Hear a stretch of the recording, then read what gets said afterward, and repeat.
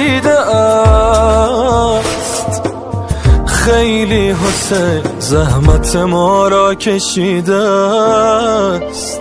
صعب والله ننسى وسط العين مرسى نحر يضوي الكون مناحرنا تفتح على الخدين بنعبره هذا اللي كتبنا أبد والله يا زهرة ما ننسى حسينا عبدنا الله وياه وبدمنا فدينا. بسم الله الرحمن الرحیم وبہ نستعین وہو خیر ناصر و معین۔ آج ہم ایک ایسے موضوع پر بات چاہ رہے ہیں کہ جو موضوع اس وقت سوشل میڈیا کا بہت زیادہ ایک ہنگامہ جس نے برپا کیا ہے پوری دنیا میں، اور کروڑوں جو عاشقان محمد و آل محمد ہیں، جو محبان اہل بیت اطہار علیہم السلام ہیں، ان کے دلوں کو رنجیدہ کیا ہے اور ان کے دلوں کو زخمی کیا ہے۔ اور یقیناً آپ متوجہ ہو گئے ہوں گے کہ وہ جو مولوی اشرف جلالی نے جس طرح سے پیغمبر گرام اسلام کی عظیم دختر سیدۃ نساء العالمین بیٹی اور بضعۃ الرسول بیٹی، جن کے بارے میں پیغمبر نے فرمایا کہ الفاطمۃ بضعۃ منی من اذاہا فقد اذانی، کہ فاطمہ میرا ٹکڑا ہے، جس نے فاطمہ کو اذیت کی اس نے مجھ رسول کو اذیت پہنچائی۔ اس بی بی کی شان میں گستاخی کی ہے اور نقل کفر نباشت۔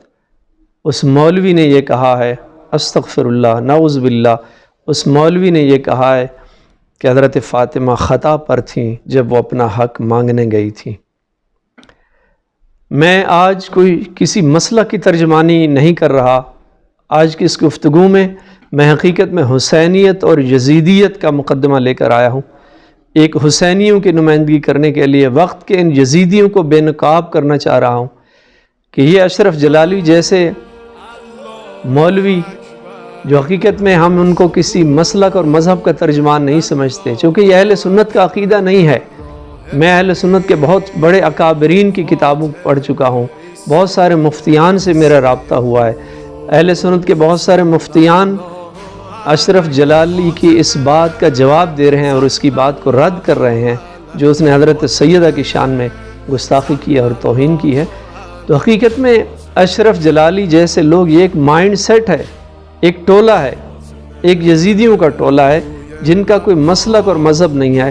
ہر آئے دن کچھ عرصے بعد اس طرح کی ویڈیوز وہ ڈالتے ہیں سوشل میڈیا پہ اور پیغمبر گرام اسلام کی کبھی توہین کرتے ہیں، کبھی ان کی اہل بیت کی توہین کرتے ہیں۔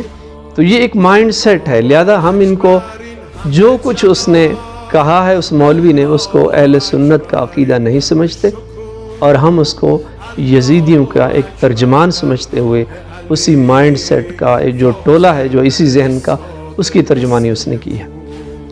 دیکھیے کس کے بارے میں یہ جملہ کہا گیا۔ حضرت سیدہ کون ہیں؟ حضرت فاطمہ الزہرا سلام اللہ علیہا کی ذات گرامی، کہ جن کے احترام میں سید الانبیاء، انبیاء کا سردار نبی کھڑے ہو جاتے تھے، جن کے احترام میں کلما جاءت فاطمہ عند ابیہا قام الیہا ابوہا، کہ جب بھی حضرت سیدہ، یہ روایت صرف اہل تشیع کے ہاں نہیں ہے بلکہ اہل سنت کے معتبر منابع میں یہ روایت، فریقین کے ہاں یہ مستند روایت موجود ہے کہ جب بھی حضرت سیدہ پیغمبر گرام اسلام کی بارگاہ میں تشریف لاتی تھی، 3 عمل اللہ کے رسول انجام دیتے تھے۔ سب سے پہلے حضرت سیدہ کے احترام میں رسالت کھڑی ہو جاتی تھی، انبیاء کا سردار نبی، کائنات کا سردار نبی سید الانبیاء کھڑے ہو جاتے تھے۔ دوسرا وقبل یدیہا، اپنی بیٹی فاطمہ کے ہاتھوں کا بوسہ لیتے تھے، اور جب کسی نے کہا یا رسول اللہ آپ اب فاطمہ بڑی ہو گئی ہیں، اب بھی آپ اپنی بیٹی فاطمہ کے ہاتھوں کا بوسہ لیتے ہیں، تو پیغمبر نے فرمایا کہ نہیں جانتے ہو کہ جب بھی میں جنت کا مشتاق ہوتا ہوں اپنی بیٹی فاطمہ کے ہاتھوں کا بوسہ لیتا ہوں، اس لیے کہ مجھے فاطمہ کے ہاتھوں سے جنت کی خوشبو آتی ہے۔ یہ کون کہہ رہے ہیں؟ سید الانبیاء، کائنات کا سردار نبی فرما رہا ہے۔ اور تیسرا عمل جو انجام دیتے تھے وہ اجلسہا فی مسندہ، خود کھڑے ہو جاتے تھے اور اپنی مسند پر اپنی بیٹی فاطمہ کو بٹھا دیتے۔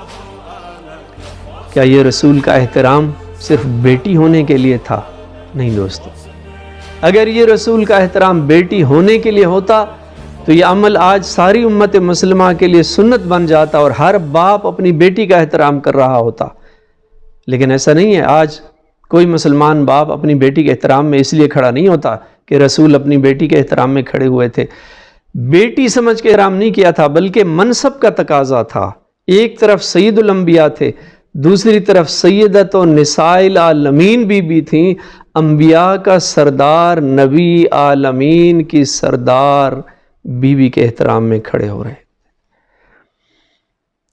اور آج بڑے افسوس سے کہنا پڑ رہا ہے، میں کہہ رہا ہوں کہ آج اس بی کے حوالے سے یہ گستاخی کی گئی اور کہا گیا کہ نعوذ باللہ وہ خطا پر تھی۔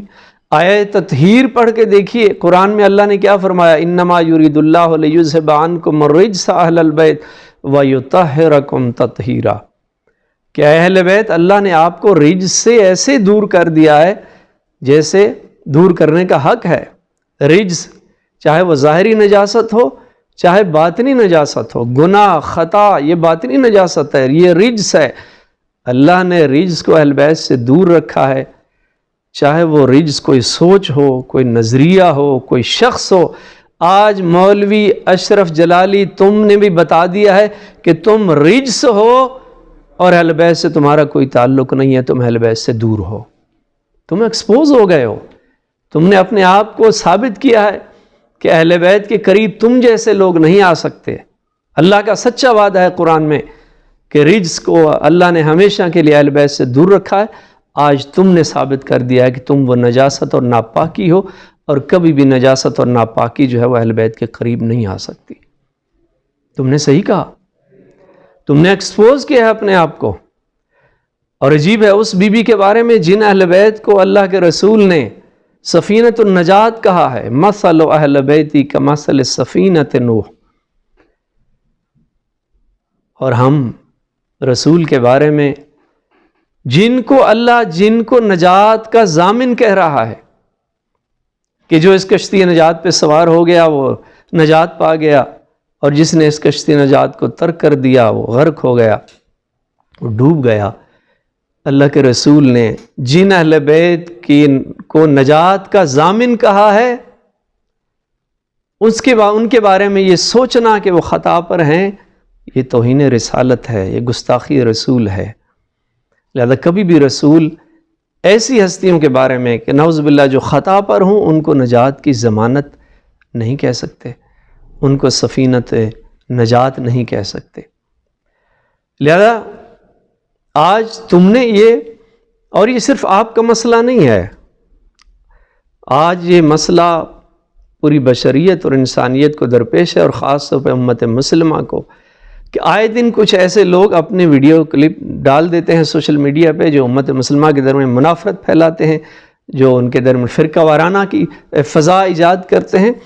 اور میں یہ بات کر رہا ہوں اور اعلان یہ بات کر رہا ہوں، مولوی اشرف جلالی تم سن لو کہ تم بھاگ نہیں سکتے ہو، تم ایکسپوز ہو رہے ہو۔